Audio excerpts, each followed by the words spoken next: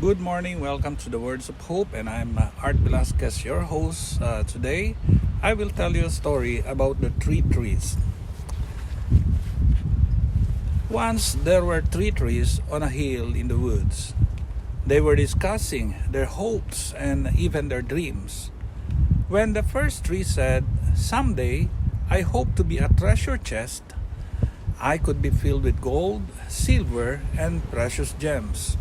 I could be decorated with intricate carving, and everyone would see the beauty of it. That is my dream." Then the second tree said, "Someday I will be a mighty ship. I will take kings and queens across the waters and sail to the corners of the world. Everyone will feel safe in me because of the strength of my hull. That is my dream." Finally, the third tree said, "I want to grow to be the tallest and straightest tree in the forest.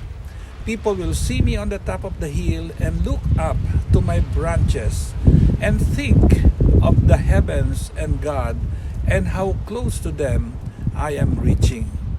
I will be the greatest tree of all time, and people will always remember they will always remember me, and that is my dream." After a few years of praying that their dreams would come true, a group of woodsmen came upon the trees. One man came to the first tree, then he said, "This looks like a strong tree. I think I should be able to sell the wood to a carpenter." And he began cutting it down, and the tree was happy because he knew that the carpenter would make him into a treasure chest. At the second tree, a woodsman said, "This looks like a strong tree. I should be able to sell it to the shipyard." Then the second tree was happy because he knew he was on his way to becoming a mighty ship. When the woodsman came upon the third tree, the tree was so frightened because he knew that if they cut him down, his dreams would not come true. One of the woodsmen said, "I don't need anything special from my tree, so I'll take this one." And he cut it down. When the first tree arrived at the carpenter's, he was made into a feed box for animals. He was then placed in a barn and filled with hay. This was not at all what he had prayed for. The second tree, however, was cut and made into a small fishing boat. His dreams of being a mighty ship and carrying kings had come to an end. The third tree was cut into a large pieces and left alone in the dark. Then the years went by and the trees forgot about their dreams. Then one day, a man and a woman came to the barn. She gave birth and they placed the baby in the hay in the feed box that was made from the first tree. The man wished that he could have made a crib for the baby, but this manger would have to do it. The tree could feel the importance of this event, and he knew that it had held the greatest treasure of all time. Years later, a group of men got into the fishing boat made from the second tree. One of them was tired and went to sleep.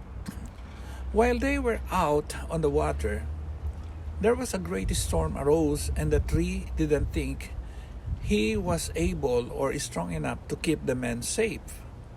The man woke the sleeping man, and he stood and said, "Peace," and the storm stopped.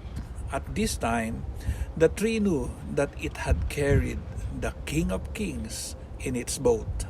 Finally, someone came and got the third tree. It was carried through the street. As the people mocked the man who was carrying it, when they came to a stop, The man was nailed to the tree and raised in the air to die at the top of a hill.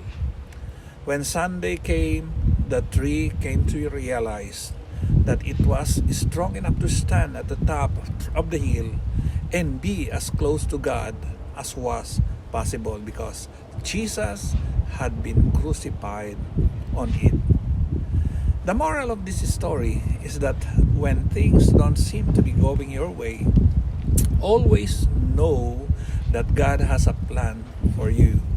If you place your trust in Him, He will give you great gifts. Each of the three got what they wanted, just not in the way they had imagined. We don't always know what God's plans are for us. We just know that His ways are not our ways, but His ways are always best. Trust in the Lord with all of your heart and lean not on your own understanding, and in all your ways acknowledge Him, and He will direct your paths. So with this, I greet everybody. Have a wonderful and a happy Christmas. And at this moment, let us remember that Jesus is the reason for this season. God bless you. Shalom.